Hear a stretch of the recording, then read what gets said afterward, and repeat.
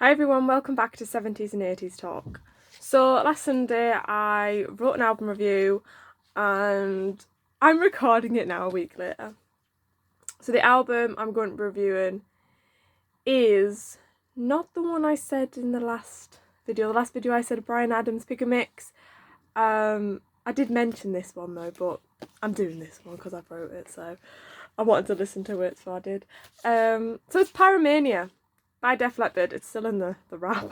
I just reviewed it on YouTube. I just listened to it on there. So this is when was this released though? This is like a 2009 remaster version of it, where on disc 1 you've got the remastered original Pyromania track list, and then disc 2 is them live in LA Forum in 1983. So I'm definitely going to give this one a listen. I could even maybe give the live ones a review even potentially in the future. So yeah, the reason why I wanted to review this is because, one, I'm a massive Def Leppard fan. I've got my Def Leppard t-shirt on. I've got quite a few of these. I wanted to review all their albums for this channel, with them being such a big band in the 80s, and still are now. And then it came to my information, if you want to call it, that it was the anniversary of this album, but a special anniversary in January this year, and it's the 40th anniversary of Pyromania. So this was released 40 years ago. And that's like crazy to think that that was 40 years ago, 4 decades ago. It's crazy. So it was the 20th of January 1983 was when it was released. So Def Leppard have changed their sound throughout all the albums they've released, but this album is really gritty and fierce. It's more old school Def Leppard, that younger time of their lives sort of. It's their third album.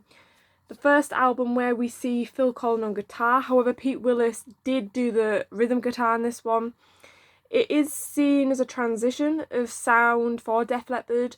I think it is still more their old school sound, like kind of more, I don't even know if you can call it punk almost, but quite fierce, quite raw. But I think it's more of a transition, this album, for sure. Which, when I've read about this album, that is what people say. It's more of a transition from that sound to more of the radio songs they produce.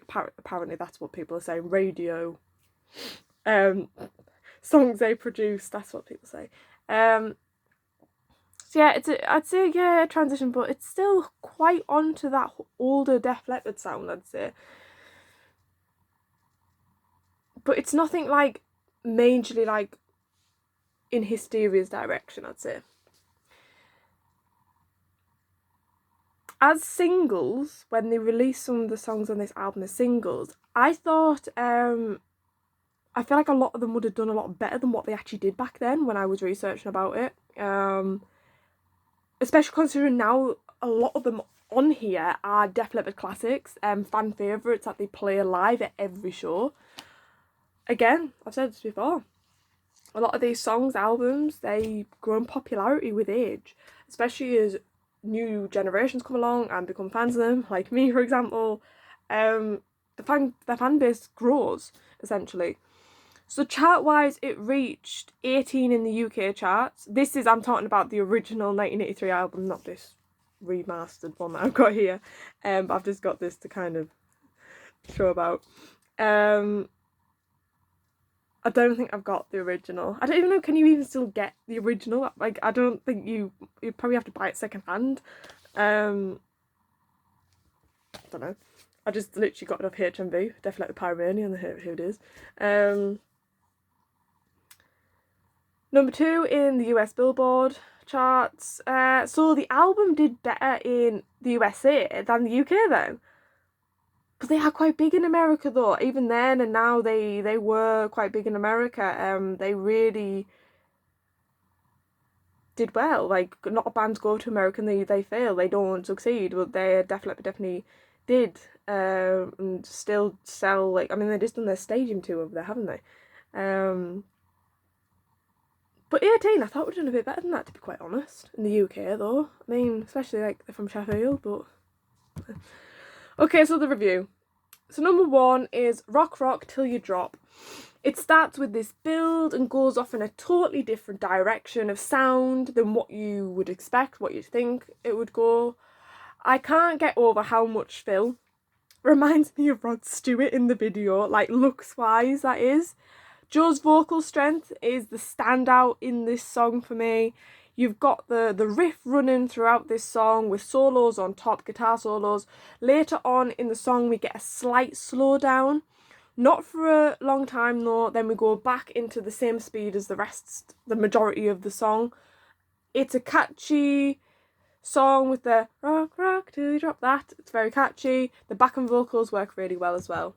So number 2 is Photograph, an absolute Def Leppard classic, one of my favourites. I really grew up listening to this one and the music video as well. I absolutely adore this song. The kick of that drum, the guitar, Joe's vocals come in, and then the beat is still there, very prominent with that guitar, all 3 matching.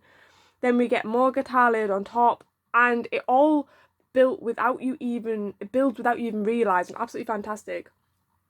The Photograph, what have I wrote here? Sometimes I don't even know what I'm talking about myself. I have to read it before I understand it. Yeah, where you've got kind of... There's the chorusy bit where... Chorus. Where you've got Joe and the band. It's like they are singing back and forth that... Photograph, I don't want you... That bit. Very well done. Quite simple, but it works really well for this song. And it wouldn't be the same without that in the song. There's a ticking sound in this. I don't know if it's a drum. I don't know. I'm not sure. I think it's a very pleasing sounding song. It all works so well. We get a squealing sort of sound with the guitar in one place in the song. You've got that up and down guitar piece by Phil. I think he's doing that. Amazing. When Joe does that, he goes off, that scream. Brilliant. I remember, like I said, this video vividly for this one as a kid, with the white chalk marking of the guy.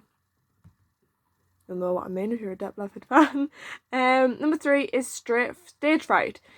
We start with the sound of a stage with Joe, then a guitar. The guitar is very quick, which is great. I love that. Love quick guitar sounds. It's quite heavy. It's a headbanger almost. I really like it, but at the same time, it's almost like a melody, lyrically wise. It's in a heavy rock song, which is quite interesting. I love the back and forth in Def Leppard songs between Joe and the other band members. It's fantastic how they do that. They do that very well. The guitar is really stunning in this one. I love the chorus. It works so well because of all of their voices. Then towards the end, in this section, we get more guitar on top. This song is fantastic in my eyes. Layers and layers of sound. The guitar's great. I think this album as a whole and Def Leppard, they're very good at just putting loads of stuff in there. Lots of sounds. Layering guitar on top of guitar. And it never being too much. It always sounds great. Spot on. Just shows their talent. It does. So number 4 is Too Late for Love. Joe's vocals are quite dark in this one, I'd say. Quite different, but not in a depressing way. In more of a way that draws you in and wants you to hear more, almost like a story's being unfolded and you want to know what the ending's going to be. The backing vocals is sung as Too Late. They sing that. Then you've got Joe, then Joe sings Too Late again. Again, they do this sort of thing, Def Leppard. This sort of repeating but adding a bit of words here and there. And then we kick into the rest of the song after that bit's done. I love the drop where the drums come in this one. Joe's voice is so unique though. It really is. Joe Elliott, absolute legend.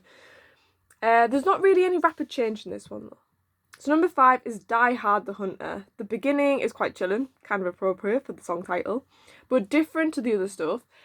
It's the guitar and the keys, I think, which are really quite different. Then it changes with the drums, which actually happen a lot in Def Leppard songs. The change in the drums, that's the first thing you hear. Again, the backing vocals just bring the song alive, the icing on the cake essentially. The guitar solo part with the riff in the background is spot on. Number 6 is Foolin'. I love this song. Great music video, this one as well. Acoustic guitar with Joe's more calmer vocals, which I love. I love hearing different ways of Joe singing. Love when Steve throws that acoustic guitar and gets the electric guitar in on the music video. Very rock and roll. And of course, then the song turns into something we are more used to, kind of more heavier rock. But it's not as heavy still as classic heavy metal, not heavy metal, heavy rock Def Leppard songs. But it's still a little bit calm, I'd say, which is fine. I think it's a great song. There's a lot of drops in this song which have been perfectly timed to give the biggest effect. Feeling the same with the quick beating drums in parts. You want to feel something when you listen to music, which modern music lacks, in all honesty. Not all though, I do have modern artists that I listen to. There's that ticking sound in this one again, and now I'm thinking it is drums, it's not, I don't know what it is. If you know what it is, let me know. Number 7, Rock of Ages. I still have no idea what the beginning is about, what is being said, and I've listened to this for years now. There's that ticking sound again, and this is the song where I'm thinking it's not a drum. It's actually something like synthetic, I don't know. I did actually... Is this the right one? Yeah, so Joe often does these like yells. He's got a very high capability with songs, power wise, and he does some yells in this song which are great. Again, all the band singing, the voices work so well together. I've said this before, honestly, Def Leppard, the lineup of them, I know it's changed slightly over the years, but pretty much been the same. They've just gelled so well vocally and idea wise. Yeah, definitely. It was meant to be, that band. They really were. So I really like the bit where it's I'm burning, you know, I'm not gonna go there, but yeah, you'll know what I mean. That bit I really like. The clashing drum. Yeah, that's a good point. And the music video. Def Leppard do good music videos. You just got Joe Elliott wielding this sword about, and I'm just like, yeah, why not? It's Joe Elliott, do what he wants. Number 8 is Coming Under Fire. I love the sound at the start. It's quite heavy and deep, for sure. For some reason, I haven't actually wrote anything else for that. I wonder... I've just had a feeling that some of my review hadn't saved there, but actually I think it has. Because I don't know if Coming Under Fire was the one that I hadn't really heard much before. Yeah, I think so. So maybe that's why I didn't actually write that much, because I wasn't like, it's not like the rest of them where I've listened to loads of dozen times in all honesty. But that's what I'd say about it, I guess. But I definitely want to listen to that more, actually, I think, for sure. So number 9 is Action, Not Words. For some reason I thought this was the other Action, because they literally do have a song called Action. And then I put the video on, I was like, hang on, that's Vivian Campbell, this is not right, this is the 90s. So anyway, I don't think I've heard this one before. I think Coming Under Fire I had heard before, but not really much. But this Action, Not Words, I don't think I know it. It has a more 70s sound to it, I'd say. It's very similar sound to Die Hard the Hunter though. I don't really know what to make of it. I don't dislike it. I need to listen to it more. I like the guitar, the rapidness of that. The word action is said maybe a little bit too many times, I'd say. So number 10 is Billy's Got a Gun. It's a great song. I love how Joe sings He's on the Run. The bass is prominent, which is actually not as much in the rest of the songs, actually. The bass kind of gets a bit mixed in with all the other sounds. But this song you can really hear, which I love, because I think Rick Savage is a really good bass player, and I really like the sound of the bass as well. I think it adds a definite different feel, sound to songs, for sure. I keep saying for sure. I apologise for that. So the backing vocals, which are very high pitched at times, great. I love that bit of guitar in this, that really rapid bit. One part I don't like is the ending. It's this weird, like, in and out wave sound. I don't think I've ever actually really listened to it all the way through. I have, but I quickly was like, this, no. And I just, I listen to the song all the time, but I always just skip on to another song when this end of it comes on, because it's totally not needed. I don't know why it's in there, in all honesty. So, Pyromania, 40 years. Stood the test of time? Yeah, it has. Some really good songs on here, for sure. So, what else can I say? It's a good album. I'd recommend it, for sure. I'm literally going to get a t-shirt with for sure on, honestly. So like I said in the last review, Brian Adams, that is the right one. I'm just going to do like a pick and mix of his songs, I think. That was going to be the next review. I mean, I can do some Brian May, I can do some Queen. I haven't done any Queen. Or have I? Did I review a Queen album? I think I did, actually. Yeah, I did. Because I remember, yeah, I did actually. It's been a long day and a long week, honestly.